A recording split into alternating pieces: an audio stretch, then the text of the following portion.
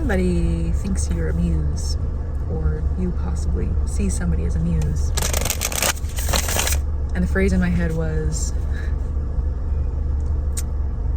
you're supposed to keep me in my lane. Even though that's not really like a muse's purpose. Maybe this muse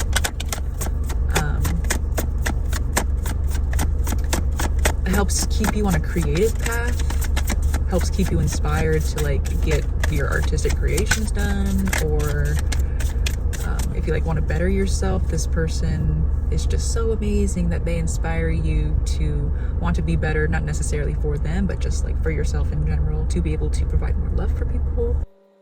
But you see them as a gift. You're a King of Swords who's possibly sitting in some sort of disappointment, gender aside.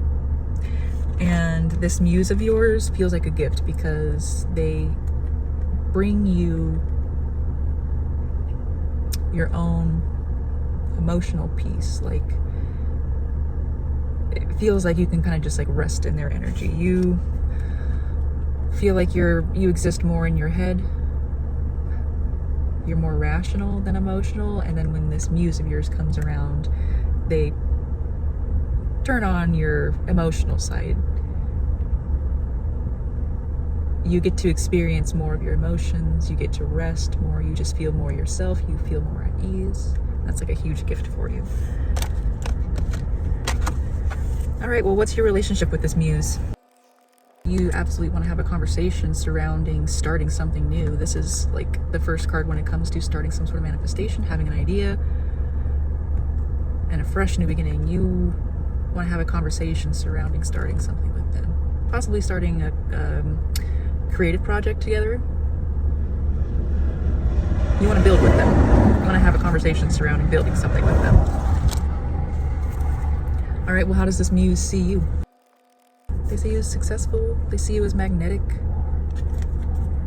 They see you as very attractive. Like, people in your community, when you guys like walk around town or something, you have a lot of eyes on you. You draw a lot of attention. You possibly have had successful endeavors in the past, and you're recognized for those successes. Like, I understand you want to have this conversation surrounding building something with them, but what is your actual relationship? Are you guys in contact together? Are they just an inspiration, but they're like at a distance? What's your guys' relationship? The Devil and the Emperor. This feels like ego. This feels like a dictator. What's your guys' relationship? Tell me more about that. What is going on here? Ten of Swords and the Chariot. What's your guys' relationship? Okay. Well, you want to have a conversation surrounding a new beginning with your muse. Working in collaboration on something. They bring you rest. They bring you emotional ease. You're in disappointment right now.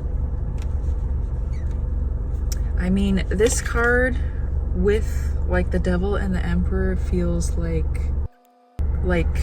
you are holding this status for egotistical reasons. You like this public success because it feeds your ego. I mean, they do see you as very successful. I mean, I couldn't imagine there being not separation after a Ten of Swords. This is cycles ending, and this is like the most painful card in the deck. It's like these horses are moving away from this pain. Maybe this person is a muse to you because you're wanting to move away from this type of energy, this egotistical dictatorship, only really caring about your public image. Like that path that you've been walking is very painful. It might not be bringing you emotional fulfillment until this person came into your life and started giving it to you just by being in their presence. Like, you didn't feel like you had to perform in order for people to love you. All right, we got there. It's like you're putting on this performance of being strong, being successful, because that's how you think that people will like love you and like you, is if you're in that energy. But around this person,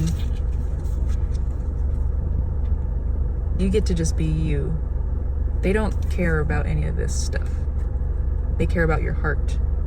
So you feel very emotionally held by them, and you're wanting to leave all of the pain that is this performance that you're putting on behind and head towards this new beginning with this muse of yours that brings you emotional fulfillment. You want to have a conversation with them surrounding starting something with them. Well, how does this muse feel about you? I know they see you as somebody that the public loves, but how do they feel about you? Would they be willing to start this new beginning with you? Would they be willing to go on this creative endeavor with you? Are they clocking your performative behavior? It's not like it's a bad thing. It's just like you're not opening yourself up to allowing people to see you in your failures. You don't want to, like, you're thinking that if people see you in your failures, they're not going to respect you. But in reality, like, when people watch you fail, they see you more as a human being. They're able to relate to you more. But you think that it's just going to cause people to not like you, to not want to learn from you, not want to listen to you, not respect you. So you want to uphold this image by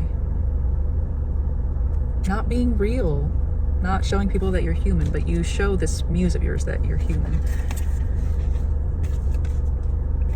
I mean, muse energy for sure. You're the King of Swords who's sitting in disappointment. You see this person as the Queen of Swords and very intuitive, High Priestess. So like your perfect match and greater. Would this person be willing to start something with you? Possibly. If they see you as this King of Swords and they see value in you and they like who you are when you're around them, and they can kind of like coax that out of you to be your everyday norm, instead of you're only this way with them, but then outwardly you put on this strong front that like you're successful, you never make mistakes, you're superhuman kind of thing. How do they feel about you? They see that they are valuable to you. 11 on the timer. Like, they know who they are in your eyes. Let's see if I can put this in words. They know that they're holding something that they can offer you, that they can help you with. So if you told them that they are your muse, it might not be a surprise to them, because they know who they are. They know how freaking amazing and powerful they are. This feels like this Queen of Swords can speak many, many different languages when it comes to being muses for people. This person that just comes into people's life and just so happens to have the thing that they're looking for, the piece of knowledge that they're looking for, this moment of rest that they're looking for, this something that they're looking for. Like, she just speaks a lot of different people's languages and like offers little puzzle pieces to people. So like, she knows that she can be a muse to anybody. So it doesn't surprise her that she's a muse to you.